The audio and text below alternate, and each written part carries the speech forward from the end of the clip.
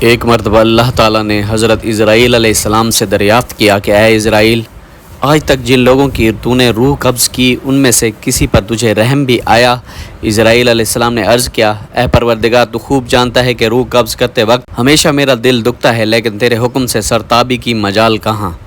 خدا نے پوچھا، یہ بتا تجھے سب سے زیادہ رحم کس پر آیا ہے؟ الہی، ایک ایسی موت جو بھلائے نہیں بھولتی، وہ غم ایسا ہے جو تنہائی میں بھی میرے ساتھ رہتا ہے۔ ایک کشتی مردوں اور عورتوں سے بھری ہوئی سمندر میں سفر کر رہی تھی، تو نے حکم دیا کہ اس کشتی کو فنا کر دے۔ میں نے کشتی کو پاش کر دیا، تو نے فرمایا سب مردوں اور عورتوں کی روحیں قبض کر لو، لیکن ایک عورت اور اس کے نوزائیدہ بچے کو چھوڑ دے۔ میں نے اس حکم کی بھی تعمیل کی، سب کی جانیں قبض کر لیں۔ ایک بہتے تختے پر ماں اور اس کا بچہ رہ گئے، اور پھر وہ تختہ سمندر کے کنارے پہنچ گیا۔ میں اس ماں اور بچے کی جان بچ جانے سے بہت خوش ہوا، لیکن پھر تیرا حکم آیا، اے اسرائیل، جلد ماں کی روح قبض کر لو اور بچے کو اکیلا چھوڑ دے۔ اے باری تعالیٰ، تو خوب جانتا ہے، یہ حکم پا کر میرا کلیجہ کانپ گیا۔ مجھے اس شیر خوار بچے کو اس کی ماں سے الگ کر کے جس قدر تکلیف پہنچی تھی، اب اس واقعہ کو ایک مدت بیت چکی ہے، لیکن وہ بچہ برابر یاد آتا ہے۔ اللہ تعالیٰ نے فرمایا، کیا تو جانتا ہے کہ وہ بچہ اب کہاں ہے اور کس حال میں ہے؟ اللہ نے فرمایا، اے اسرائیل، سن، جب تو نے ماں کی روح قبض کی اور بچے کو تنہا چھوڑ دیا تو ہم نے سمندر کی ایک موج حکم دیا کہ اس بچے کو احتیاط سے ایک ویران جزیرے میں ڈال دے، اور اس جزیرے میں ایک سرسبز اور گھنا جنگل تھا، یہاں صاف شفاف میٹھے پانی کے چشمے بہتے تھے اور بے شمار پھلدار درخت تھے۔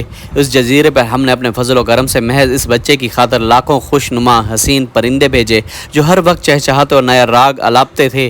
ہم نے چمیلی کے پھولوں اور پتوں کو حکم دیا کہ اس بچے کا بستر تیار تاکہ وہ اس پر آرام کی نیند سوئے۔ ہم نے اسے خوف اور خطرے سے محفوظ کر دیا۔ آفتاب کو حکم دیا اپنی تیز دھوپ اس پر نہ ڈال، ہوا کو فرمایا اس پر آہستہ آہستہ چل، بادلوں کو حکم دیا اس پر می نہ برسانا، بجلی کو ہدایت کی کہ خبردار اسے اپنی تیزی دکھا کر مت ڈرا۔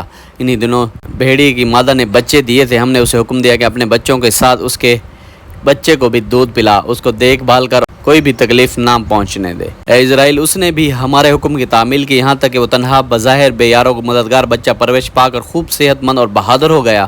ہم نے اس کے پاؤں میں کبھی کانٹا بھی نہ چبھنے دیا۔ دنیا جہاں کی نعمتیں اسے عطا کی اور وہ ان کا شکر بھی ادا کرتا تھا۔ اور اب اے ملک الموت، تو جانتا ہے وہ بچہ کہاں ہے اور کیا کر رہا ہے؟ اسرائیل نے سجدہ کرتے ہوئے عرض کیا، تجھی کو علم ہے اے میرے پروردگار۔ اللہ تعالیٰ نے فرمایا، وہ بچہ نمرود بن گیا اور اسی نے میرے خلیل ابراہیم علیہ السلام کو آگ کے الو میں جھونکا۔ اب وہ خدائی کا دعویٰ کر کے لوگوں کو میری راہ سے ہٹاتا ہے اور ان پر تشدد کرتا ہے۔